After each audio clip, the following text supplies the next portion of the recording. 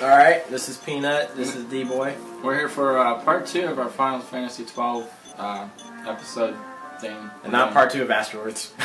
No, unfortunately. We already showed you in part 1 about the battles and stuff, and so far what I've learned just by playing for the, let's see, 4.5 hours that I've got so far.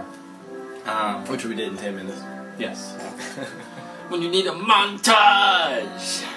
Anyway, that's what you do. You get a montage when you have to speed things up. You gotta learn stuff really fast. Alright, so I made it to town. Yeah. Don't waste that. And this is the gate to the town. The gate. Yeah, this is the south gate. There's people here. There's a Moogle. See the Moogle? Name's Gertie. See the chocobos in the background? And as you can tell, these are immensely big areas. This is the another beginning. crystal, which you can save and teleport to other crystals. Oh, and your saves charge your life and your magic, which is great. Yeah. Here we are going into the south gate. Kind of see what it was like back there in the distance. You can check this out. Everything that you see in the distance is actually there. You're not skipping anywhere. This here is like the main plaza. There are lots of people here. The ones with the little smiley faces right there, I gotta talk to them. Although I don't want to, because they're mean. And I'm not pouting, I'm just running away. But here we are, let's go check out a couple of the sites. Another thing really cool about this game is that they try to incorporate a little bit of Final Fantasy XI with everything else that's been established as Final Fantasy over the years. So you're actually getting a feel for the online play in case you were kind of, iffy about even trying 11. So, I mean, you're getting a real feel of where they're going with the series now. Yeah, I like it. I like it a lot. As you can see, there's a bridge right over there. I just want to take about a moment to walk around to it. And also the art style, as Final Fantasy always usually changes from every series. This one kind of went to, if you remember a game back in the mid-90s, it was called Vagrant Story. They kind of went with that art style with this, or in fact they did go with it. Yeah, one of the developers, I believe, for Vagrant Story is the one that helped make this one. It's getting the little blue dots are separating the different zones and such. The town is huge, and it has taken me probably about 3 hours or so just to get used to going where I want to go. And there are a lot of people populating this area. And here's that bridge that we saw from the other side over there. We can actually look over, and that's where we were, right over there. This is neat. Though I don't know how to... I can get over to that spot, like way over there. Just walking around. Using the map, though, is like a necessity. As far as pacing, though, with learning the different stuff to do, as long as you talk to everybody in town, you won't have any problems. They explain it rather thoroughly, and it's pretty simple. And don't try not skipping over, not talking to anyone, because then that's when you'll run into problems. Yeah, and it really fleshes out the story, as always, if you talk to a lot of people.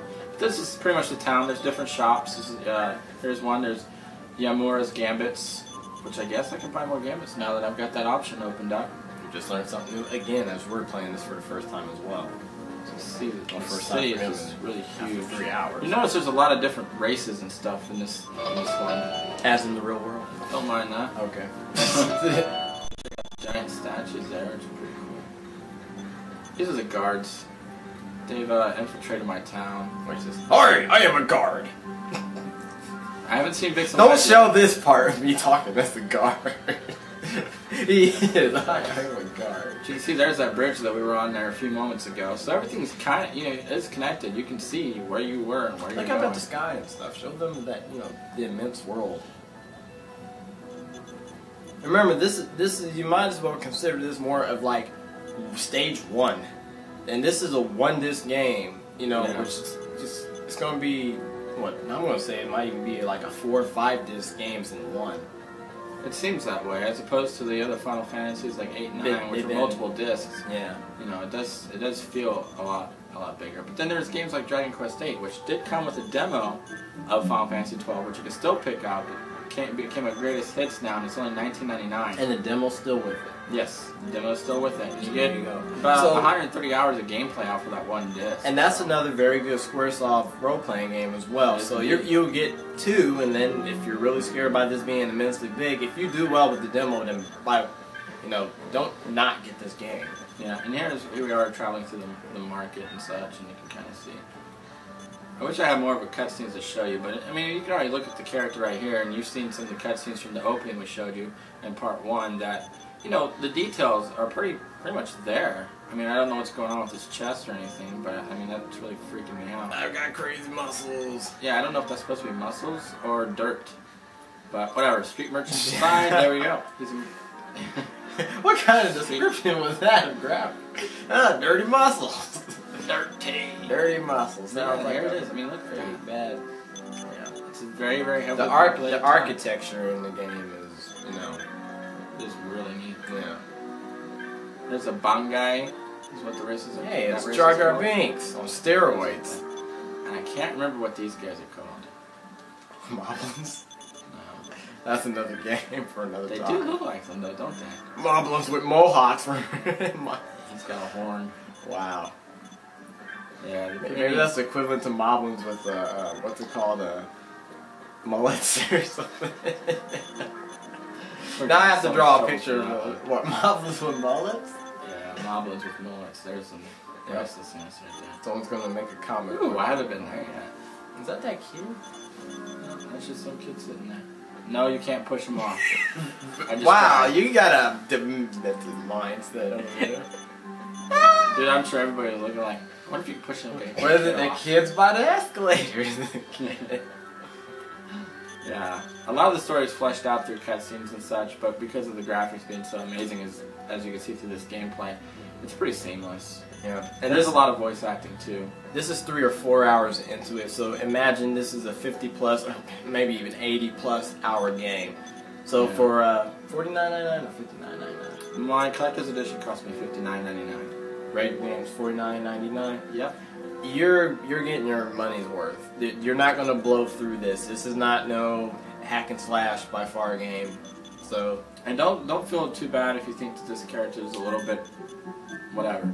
Insert objective here. Right. But apparently through the storyline, some of the reviews that you can read on like IGN.com and such, that this isn't your main character. There isn't really a main character. You can once you've found more characters, you can play primarily. It's who you like and what you like. If you end up playing, you're gonna like someone that fits your description as the main protagonist. Is that the word? Yes. Yeah.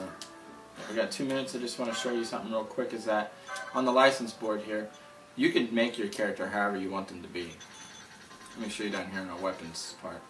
Now I got leather, small swords and leather armor and stuff. I can move over and get daggers and mystic armor and stuff. I can make my character more of a mage type character. I can get shields, heavy armor, and swords to make my character more of a knight. There's javelin and spears to make him more of a dragoon. Bows and arrows for more of like an archer type. I even opened up on the other character. She's got the option to buy the license for guns. Although none of the shops carry guns yet. Feels like the real world. You can't use them. I can make my character a mage. You have, with this license board, very, very, very wide options. And you can, theoretically, fill up the entire license board, which is a goal of mine. Pretty much, just kind of like the sphere grid from Final Fantasy X. You have the option to do that. It goes on and on. And on that note, we hope we've gave you a pretty good introduction into Final Fantasy XII. If we have anything else to say, then we will warn you if there's spoilers ahead. So, thanks for watching. Watch us again. This is Underground Video Network. Peanut and D-Boy. See you later. See ya.